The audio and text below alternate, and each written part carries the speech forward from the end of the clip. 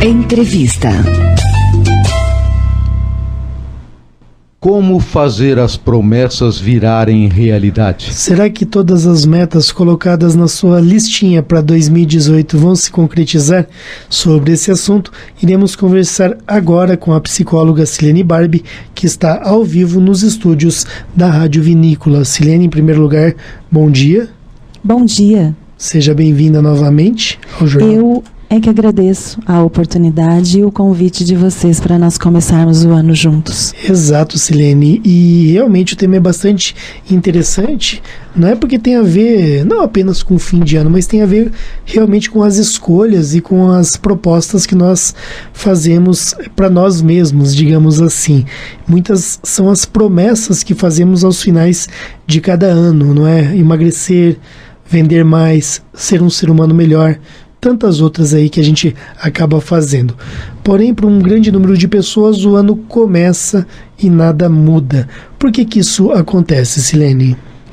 Eu entendo que a grande problemática envolvendo essa questão seria não por conta do cumprimento em si, mas por conta do estabelecimento dessas metas, né? A partir de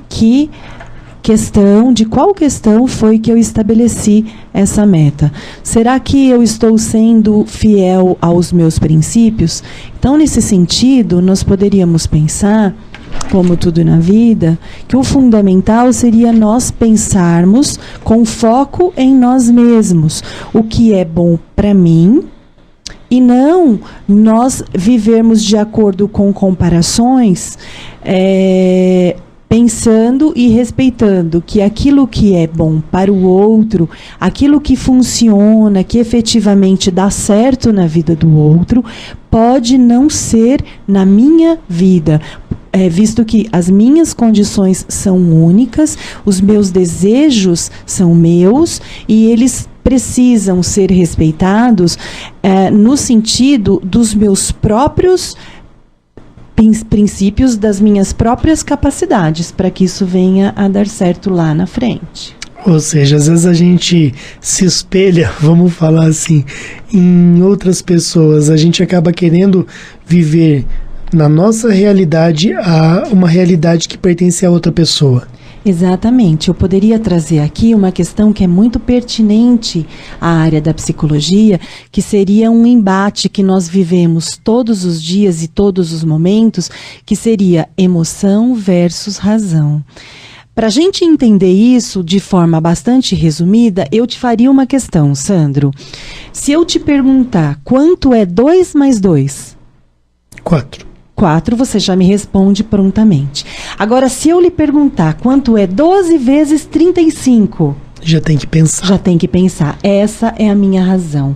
Então, assim, quando eu vivo a minha vida baseada, instrumentada apenas pelas minhas emoções, eu tendo a ter comportamentos mais impulsivos, menos racionalizados. E dessa forma, tanto o estabelecimento de metas e propósitos, quanto o cumprimento desses compromissos, fica um pouco distante das minhas possibilidades. Exato.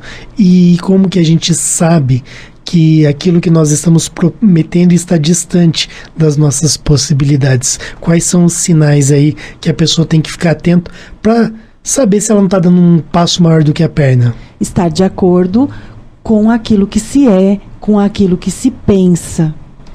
Conhecendo-se, é a partir do autoconhecimento.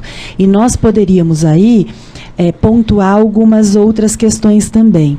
Será que nós temos na nossa vida a devida organização e disciplina, que são fundamentais para que a gente consiga se organizar dentro do tempo, viver de acordo com as nossas realidades? Porque se você viver pensando que as soluções caem do céu, que as coisas vão se resolver sozinhas, vai ficar bastante distante, vamos dizer assim, que a resolução de todas as suas decisões, e os desafios vão crescer e vão ficar sempre muito distantes das suas capacidades. Porque eu preciso, a priori, saber o que eu possuo. Porque à medida em que eu eu tenho o discernimento absoluto do que eu possuo, de quais são as minhas habilidades, quais são as minhas potencialidades, as minhas capacidades, fica mais tranquilo para que eu possa estabelecer metas realistas e poder cumpri-las buscando aquilo que me falta, para que eu possa agregar na minha resolução de problemas. Tá, você usou, Silene, a palavra planejamento. Vamos dar um exemplo aqui concreto. Eu trabalho o dia inteiro, eu faço uma faculdade à noite, eu tenho filhos e sou casado, por exemplo. E aí eu falo assim, não, eu vou realmente fazer inglês, vou aprender a falar inglês. Mas se a pessoa começa a raciocinar, ela sai da casa dela 6 da manhã e chega à meia-noite, por exemplo. É aí que, de repente, a pessoa se ilude quando ela planeja aprender inglês em 2018? Depende. Primeiro questionamento volta lá no nosso assunto inicial. Por que você quer fazer inglês? Você quer fazer inglês para você melhorar suas possibilidades profissionais, por exemplo. Ou você quer fazer inglês porque o seu primo faz. Né? Então, se você quer fazer inglês porque essa é uma questão que vai te dar mais méritos, então você vai entender que talvez você possa deixar de fazer alguma outra atividade que talvez não tenha tanta implicação positiva para você usar o seu tempo fazendo inglês. E aí vale lembrar que toda escolha implica em abrir mão de outra. E isso não se faz sem uma certa angústia. Porque toda vez que você opta por esta ou por aquela escolha, você abre mão de outra. E isso vai te trazer uma angústia. E isso é natural. Isso é da própria vida.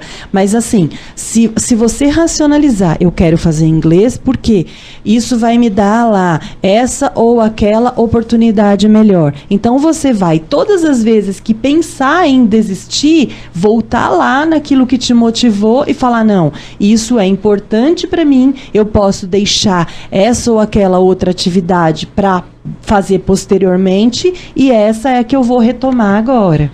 Então, eu acredito que fica mais lógica a resolução de questões. As metas não são cumpridas quando elas não são efetivamente importantes ou quando você procrastina também.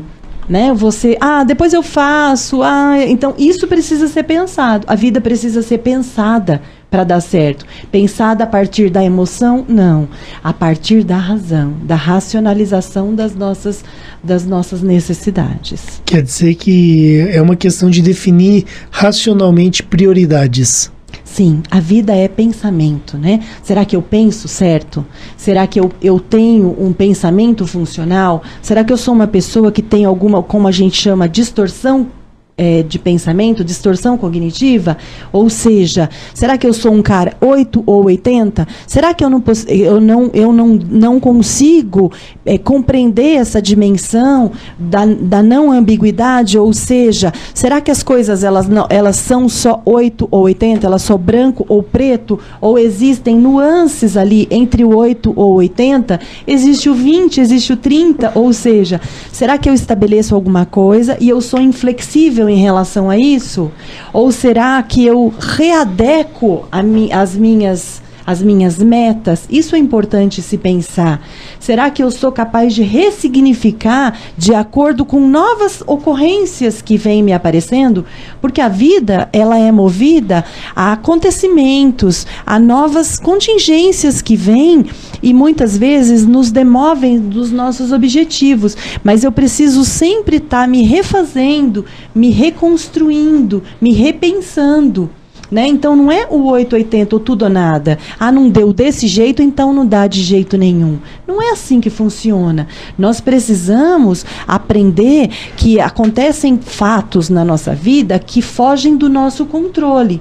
Acontecem perdas, acontecem ganhos, e eu preciso aprender a me articular e a adquirir novas capacidades de relação e de resolução de problemas a partir daquilo que eu não possuo. Vem um desafio, eu não estou adequado, eu não estou preparado para para me colocar frente àquela questão. O que eu faço então? Um levantamento, um inventário do que eu possuo. E a partir disso eu descubro, olha, eu fazendo esse diagnóstico, eu percebi que eu não tenho X capacidade. Eu vou correr atrás disso. É fácil? Não. Viver não é fácil. Eu preciso o tempo todo estar investindo em novos conhecimentos, em novos aprendizados. Para isso, eu preciso levantar, eu preciso correr atrás. E aí, assim, anteriormente você havia pontuado uma questão. Transtornos mentais, como, por exemplo, a depressão. A depressão, o que é? Nada mais é que um rebaixamento do humor, né? Eu fico apático, eu fico amotivado. Então, se a questão é essa, eu preciso também buscar ajuda. Buscar ajuda como? Da maneira como você achar que isso vai te resolver, né? Ou profissional, ou de uma forma grupal, né? E eu preciso, de alguma forma, me reposicionar na minha vida de uma maneira mais positiva, né? Geralmente nós damos muita ênfase às questões negativas, né? As questões negativas elas tomam um vulto muito grande e acabam fazendo com que a minha vida não privilegie os aspectos, os acontecimentos, as capacidades positivas que eu tenho, em detrimento de uma visão negativista da vida e de si próprio, né? Eu não tenho valia, eu não sou nada, eu não sou amado, enfim. Tudo isso precisa ser repensado. Então, o começo de ano é uma possibilidade para nós olharmos para todos esses nossos aspectos e fazermos um plano. Como assim um plano? Escreve, coloca no aplicativo do celular, sei lá, dá um sentido útil, né? Vamos fazer alguma coisa aí pela nossa sociedade, vamos se engajar em um voluntariado, que isso também faz muito bem para si. Enfim, tem muitas possibilidades de você estar agregando um valor positivo para a sua vida. Agora, quando que a gente sabe que a nossa falta de motivação, porque nós muitas vezes constatamos racionalmente que devemos nos aprimorar em determinados aspectos, fazemos essas promessas de fim de ano e depois a gente não encontra mais aquela motivação, não encontra mais aquele foco. Você citou, não é, a doença, a depressão, sim, aí é um caso, digamos, mais específico que exige até o tratamento. Mas quando a pessoa não tem a depressão e não sente mais a motivação, como que ela faz para buscar essa motivação?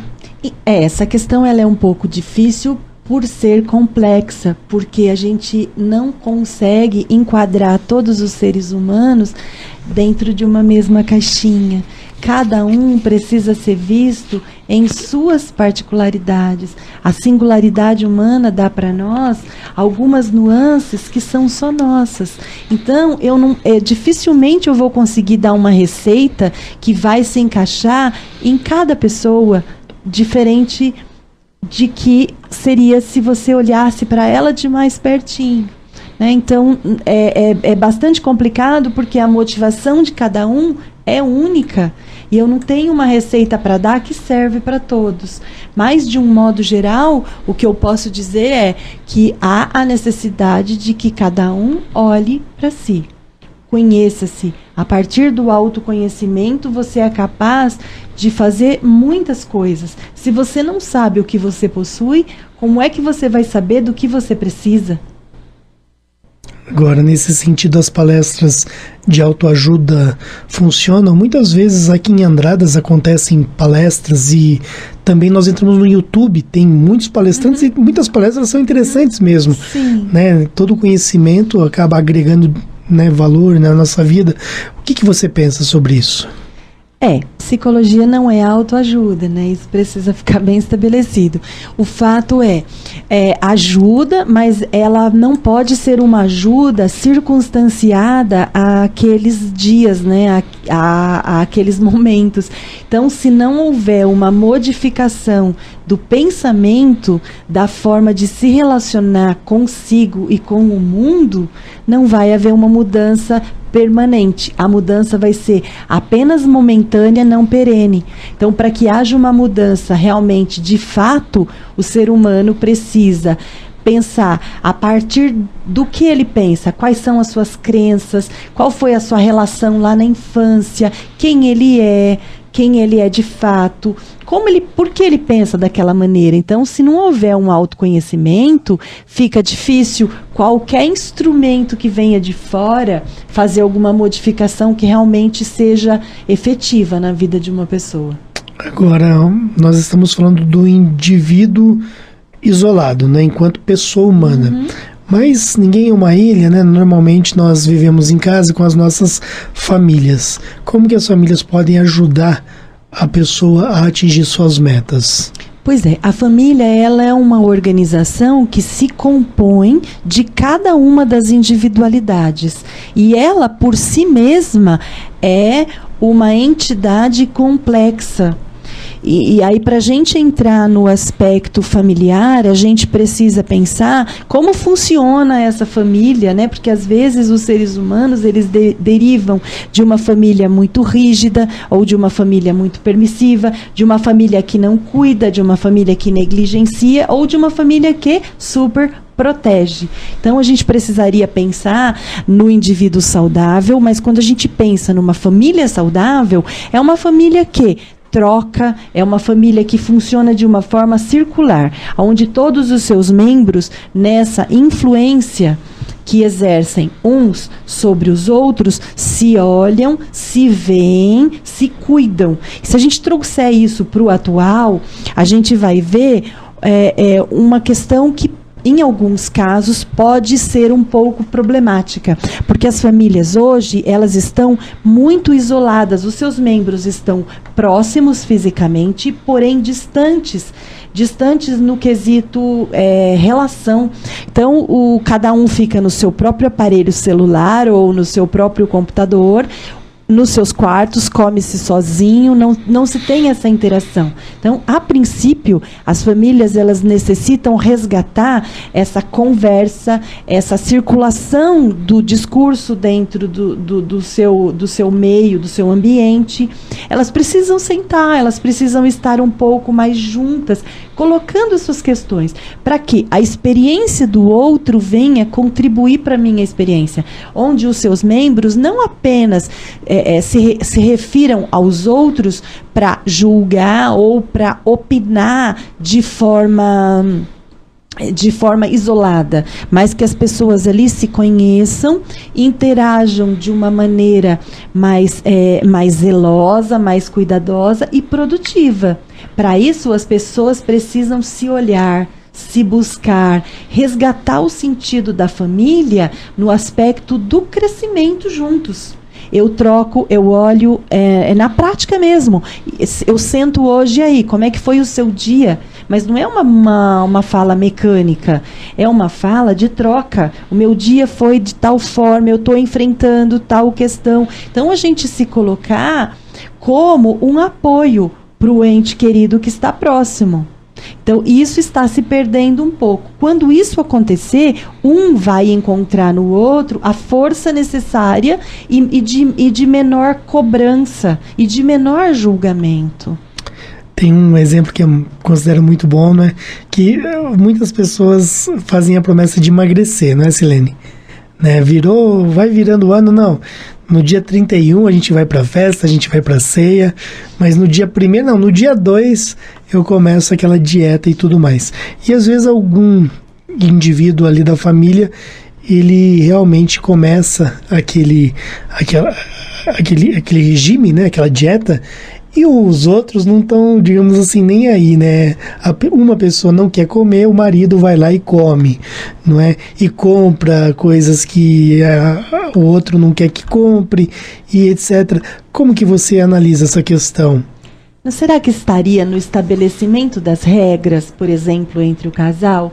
Eu estabeleço até onde eu vou na sua vida e por outro lado, o seu cônjuge pode dizer para você o que ele espera de você. Porque nas famílias e nas inter-relações acontece um negócio muito interessante que a gente costuma fazer costumeiramente.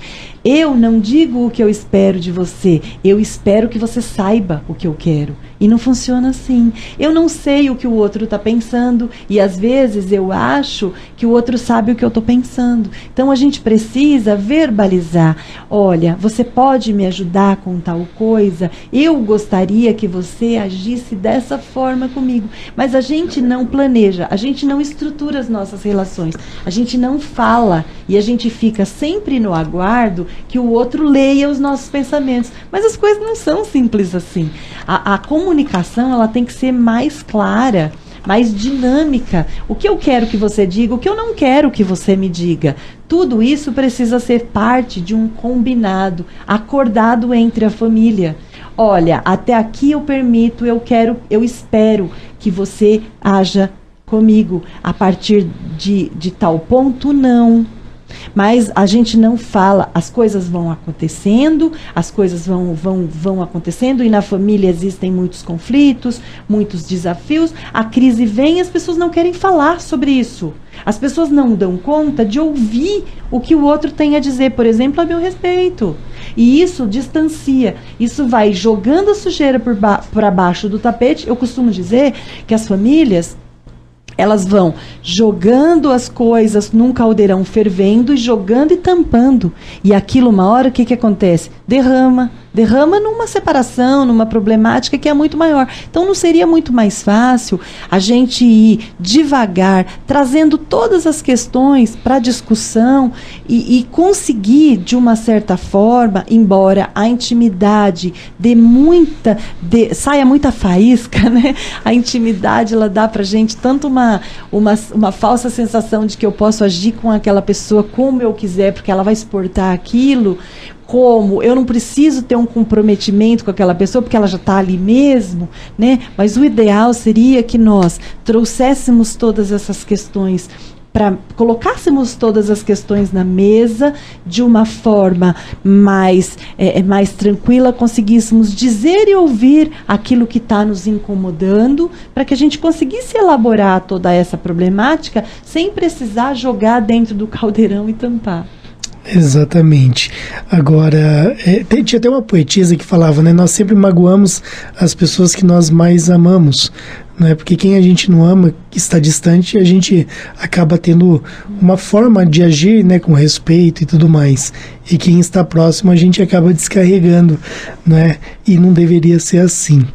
Agora, Silene, finalizando, eu queria que você analisasse uma frase que circula na internet e que eles atribuem a São Francisco de Assis.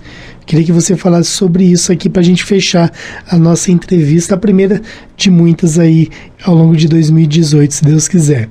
Então, de acordo com essa frase, São Francisco de Assis teria dito: comece fazendo o que é necessário, depois o que é possível e de repente você estará fazendo o impossível. Sim. Eu entendo que a gente precisa estar de acordo com a nossa realidade. Nós precisamos de sermos realistas. Nós precisamos ter conhecimento daquilo que nós possuímos, fazer aquilo que é possível hoje e correndo atrás daquilo que nós não possuímos para adquirir. Isso é fácil? Não. Isso exige disciplina, isso exige empenho e exige trabalho. Sem que a gente se mova, as coisas não acontecem. A gente, quando determina que queremos adquirir alguma outra habilidade, uma outra competência que nós ainda não possuímos, nós precisamos de um investimento. Nós precisamos sair do lugar de onde nós estamos e correr atrás, né? E esse correr atrás, ele sempre vai partir do princípio da realidade, né? Eu conheço as minhas possibilidades, a realidade, a partir disso eu vou adquirir aquilo que eu não possuo. Parece simples, na realidade não é tão simples assim, mas eu preciso me conhecer. Quando a gente se conhece, a aquisição e a eliminação de algumas coisas que não estão de acordo com aquilo que eu entendo que sejam melhores pode se tornar possível. Nós conversamos com a psicóloga Silene Barbie. Obrigado, Silene. Obrigada, eu desejo a todos um bom dia e espero estarmos juntos nesse ano de 2018. Jornal da Cidade.